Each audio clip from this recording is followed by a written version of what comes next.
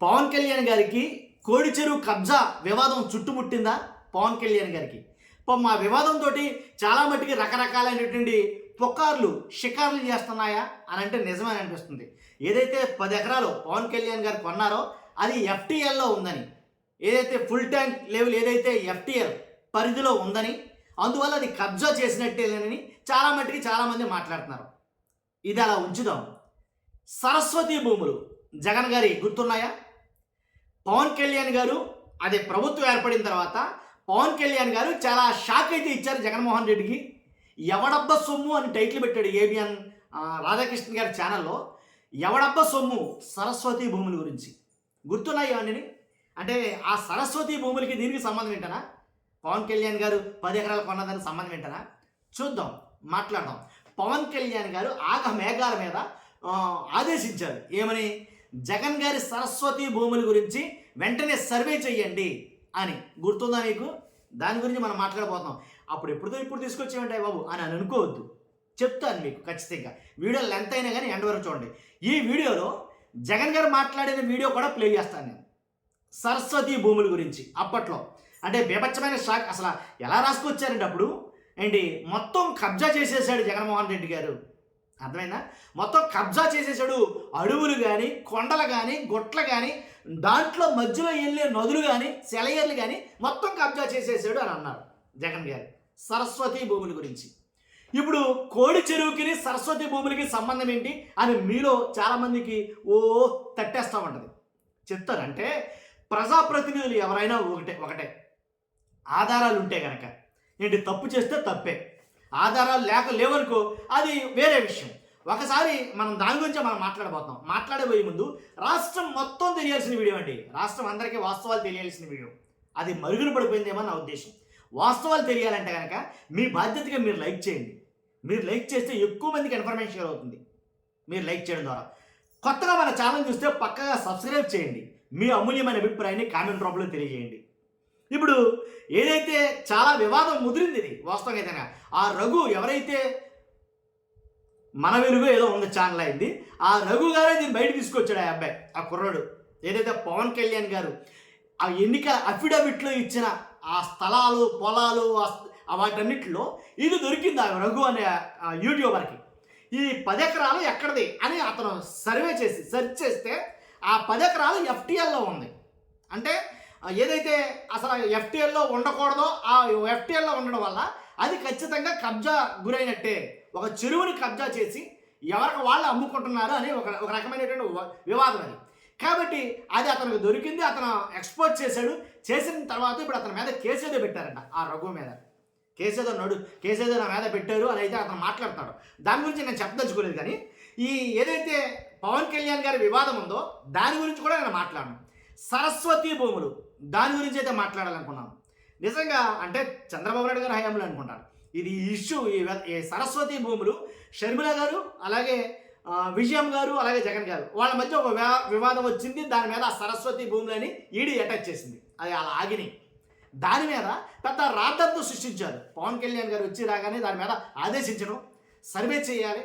కొన్ని వేల ఎకరాలు జగన్మోహన్ రెడ్డి గారు అండర్లో ఉండిపోయి రకరకాల పుకార్లు షికార్లు చేసేసాడు. ఏంటి, కొండలు కూడా ఆక్రమించేశాడు. కొండలు దాంట్లో ఎకరున్నారో సుమారు నాకు తెలుసు 2 ఎకరాలు ఎంతో. అంటే ఇప్పుడు భూమి ఉన్నంతసేపు ఒక చోట అది ఏరియా అలాంటిది, అలాంటివి వచ్చినప్పుడు అవి కూడా ఆక్రమించేశాడు అనేది రకరకాలుగా మాట్లాడుకున్నారు. వాస్తవంగా ఆక్రమించేస్తే ఆక్రమించాడు, ఆక్రమణలు లేవు, అవి కరెక్ట్గా రికార్డెడ్ భూములే, పట్టాదారుల దగ్గర కొనుక్కున్నాడు అని చాలా మటుకి ప్రూఫ్స్ ఉన్నాయి. కానీ అసలు బీభత్సమైన ప్రచారం అయితే జరిగింది, పుకార్లు, చాలా పుకార్లు.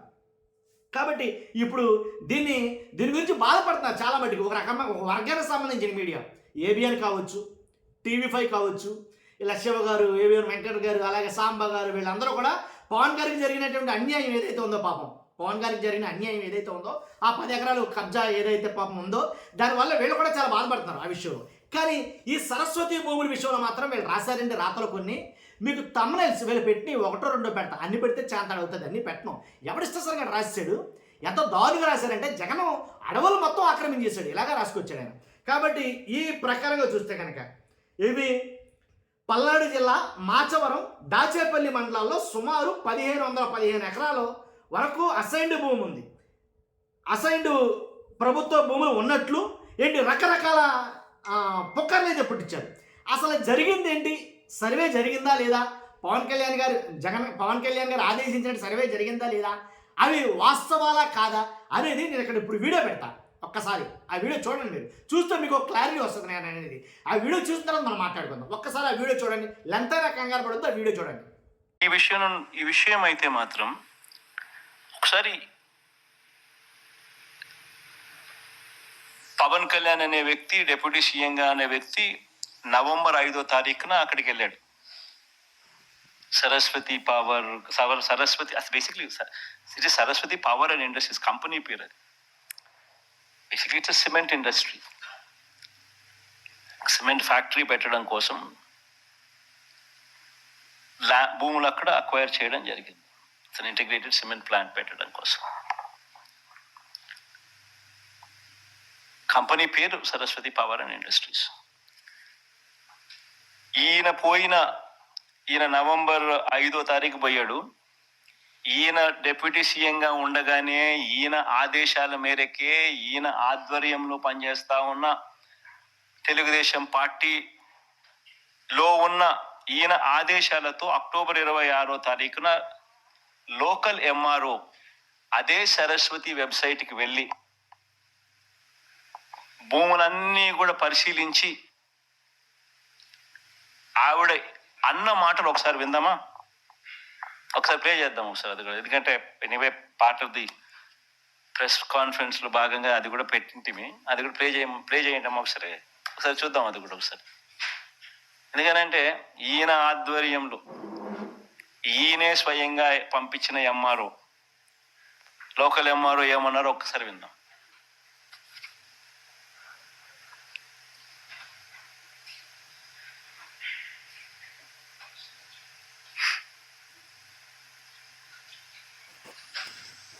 ఏమ్మా, ఏమైనా ప్రాబ్లం ఏమైనా ఉంది?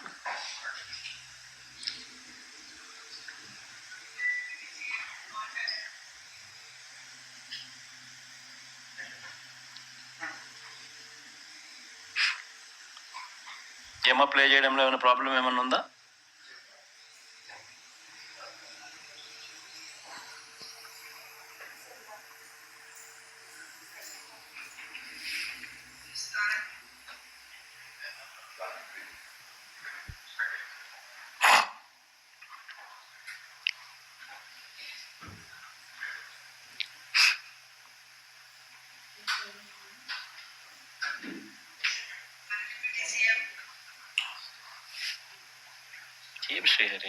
పవన్ కళ్యాణ్ గారి ఆదేశాల మేరకు సరస్వతి పవర్ సంస్థకు ఎంత మనకు ల్యాండ్ ఇచ్చారు, ఏ విలేజ్ లో ఎంత ఇచ్చారని చెప్పి మార్నింగ్ మనకి న్యూస్ ద్వారా తెలిసింది.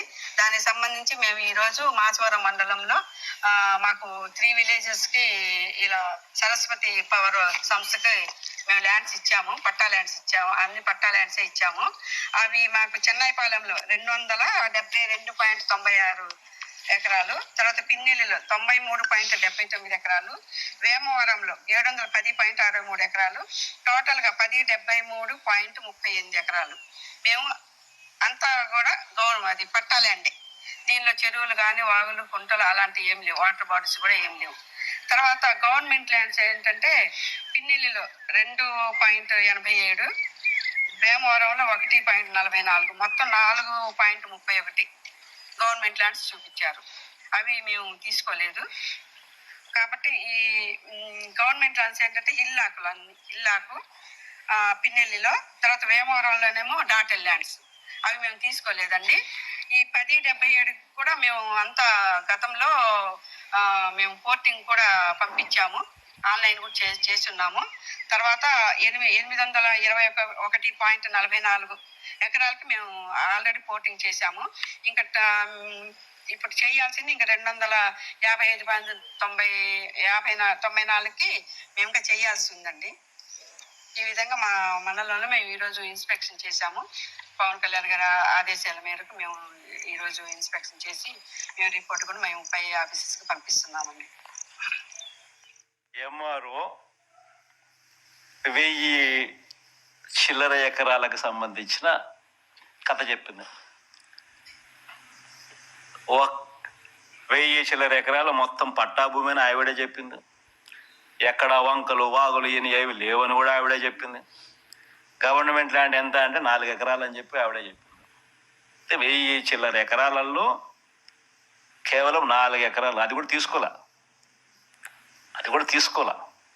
అని ఆవిడే చెప్తుంది. అది కూడా తీసుకోలేదని కూడా ఆవిడే చెప్తుంది. అందులో 2 ఎకరాలు హిలాక్స్ అంట, 2 ఎకరాల చిల్లర. అంటే హిలాక్స్ అంటే కొండలు, ఎక్కడైనా కొండలు. ఒక ఎకరా చిల్లర డాటెడ్ ల్యాండ్స్.